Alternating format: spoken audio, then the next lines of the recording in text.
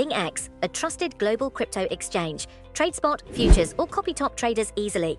Sign up via the link or referral code to get 30 USDT instantly, plus up to 1,500 USDT in bonuses for verification, deposit, and trading.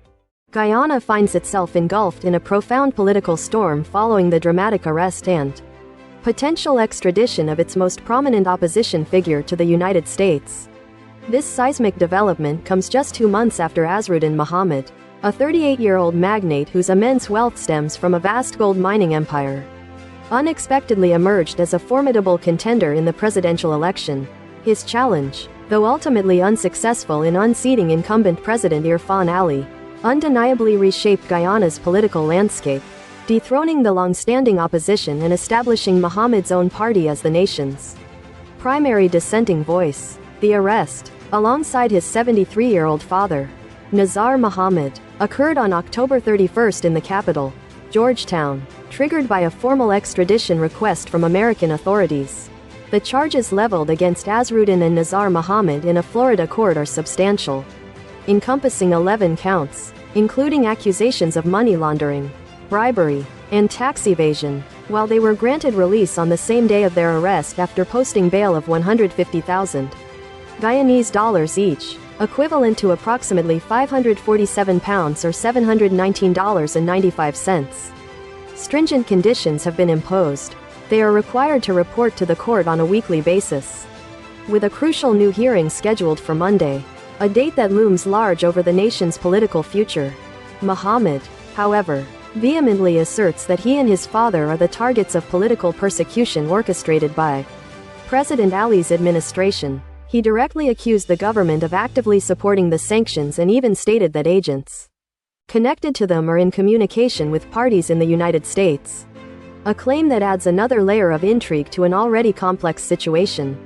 This assertion comes at a particularly sensitive time for Guyana, a nation that 10 years ago discovered enormous oil reserves, yet a significant portion of its population continues to grapple with poverty, raising critical questions about resource management and wealth distribution. Guyana's Attorney General, Mahabir Anil Nandlal, has characterized the extradition request as a legal obligation stemming from the country's international commitments. He highlighted the enduring force of a 1931 extradition treaty between the United Kingdom and the United States, which remains applicable in Guyana following its independence from Britain in 1966. This legal framework forms the basis of the government's cooperation with the U.S. request, underscoring the gravity of the charges and the potential international ramifications. The case has taken on particular significance as relations between Guyana and the United States gain renewed energy, driven by American companies spearheading oil exploration efforts that are poised to make Guyana the world's largest per capita oil producer in the near future. This burgeoning economic partnership amplifies the geopolitical implications of Mohamed's arrest, creating a delicate balancing act for the Guyanese government. Political scientist Peter Wickham, director of a prominent Caribbean polling company, describes the situation as one where the status quo in Guyana is being challenged. Mohamed's meteoric rise is indeed a testament to this. He founded his political party and declared his candidacy a mere 3 months before the presidential election, decisively disrupting Guyana's entrenched two-party system. Traditionally, this system pitted the People's Progressive Party Civic, PPPC, largely supported by the Indo-Guyanese population, against the A Partnership for National Unity, APNU, predominantly backed by Afro-Guyanese voters. Mohamed's campaign, built on a populist, anti-establishment platform, urged citizens to reject tribal voting and pledged to renegotiate the lucrative oil deals, a promise that resonated deeply with a populace that, despite its newfound oil wealth, sees over half of its citizens living in poverty. Wickham suggests that Mohamed likely envisioned himself as a kingmaker, capable of influencing the post-election power dynamics. But the election results proved more favorable to the incumbent than he might have anticipated. President Ali's party secured 36 of the 65 seats in Congress, ensuring his continued tenure. However, the opposition landscape was irrevocably altered. The APNU, once the main opposition force, saw its representation dwindle to just 12 seats, while Mohamed's newly formed party captured a significant 16 seats. establishing itself as the principal challenge to the government.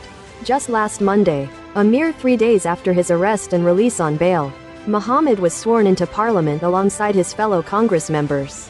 His arrival was notably ostentatious, a Lamborghini serving as a stark backdrop to the alleged mail fraud case against him, which centers on accusations of submitting a fraudulent $75,300 invoice for a vehicle purportedly valued at $680,000.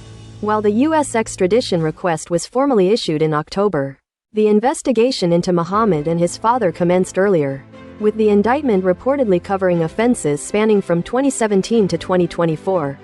This extensive timeframe suggests a deep-seated inquiry into their business dealings. Earlier in 2024, specifically in June, a shipment of approximately $5.3 million in gold bars dispatched from Guyana by Mohamed's enterprise was intercepted at Miami International Airport. In that same month, the U.S. Department of Treasury imposed sanctions on the Mohameds, citing charges of gold smuggling, evading over $50 million in taxes owed to the Guyanese government, and engaging in bribery of local public officials. At a recent press conference, Vice President Barrett Jagdeo, who previously served as the country's leader from 1999 to 2011, identified U.S. Senator Marco Rubio as the source of the extradition request. Jagdeo pointed to Rubio's signature on the document, emphasizing the high level of American government involvement and reiterating Guyana's commitment to international treaties and holding individuals accountable for their alleged crimes. He stated, "We are part of an international community that believes people must pay for their crimes."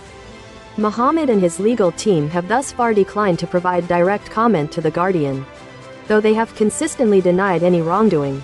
Beyond asserting political persecution, his lawyers have also communicated to local media outlets that certain offenses outlined in the U.S.